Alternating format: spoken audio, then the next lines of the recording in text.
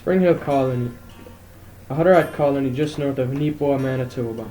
With a population of 138 people, Spring Hill is already 56 years old and is the daughter colony of Sunnyside Colony.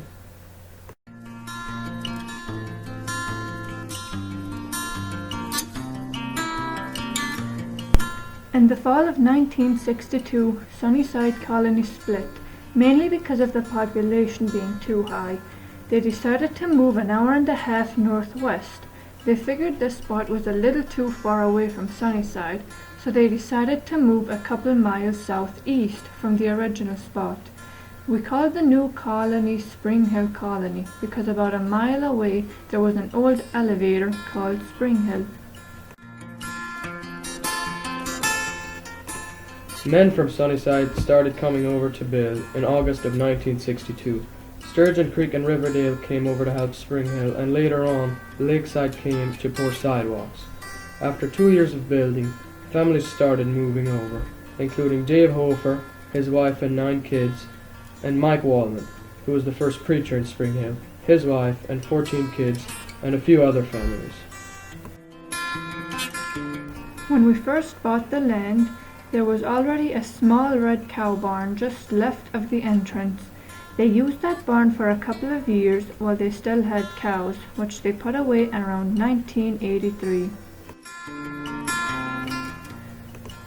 They started off with 1 horse, a couple of cows, pigs, hens, geese, and broilers. The first businesses Spring Hill got into were laying hens and hogs. Spring Hill still has both of these businesses. Spring Hill started off with 1,800 acres of land and now owns over 11,000 acres.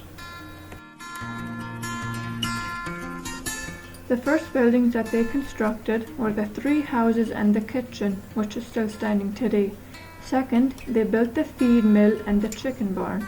And third, they built the pig barn, the broiler barn, and the poultry barn. After that, they built the garage with a carpenter shop attached to it. Our garden was made just east of the houses. Our school, which was only built a couple of years later, was built in the northeast forest. After 10 years, in 1975, Spring Hill Colony split and created Spruce Woods Colony, which is about half an hour south of Spring Hill Colony.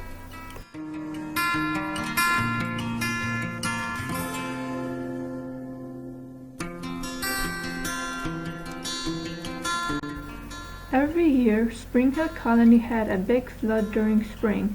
They were really bad from 1960 to 2000, but the last 10 years, they haven't nearly been as bad. They had to set up sandbags along the dugout, and they dug deeper into the creek to allow more water movement.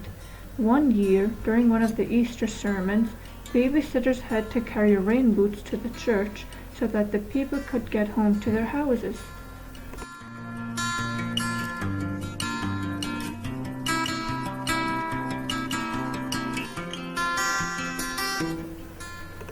In 1981, Spring Hill's goose barn burned down, in which they lost most of their geese. The fire was started by one of the heaters in the barn. They did build another goose barn, although Spring Hill stopped their goose business in the mid-80s.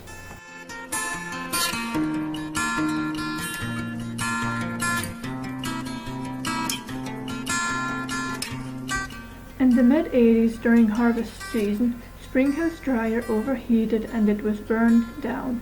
Luckily, it wasn't a huge fire, and they built a new dryer the same year and returned to harvesting.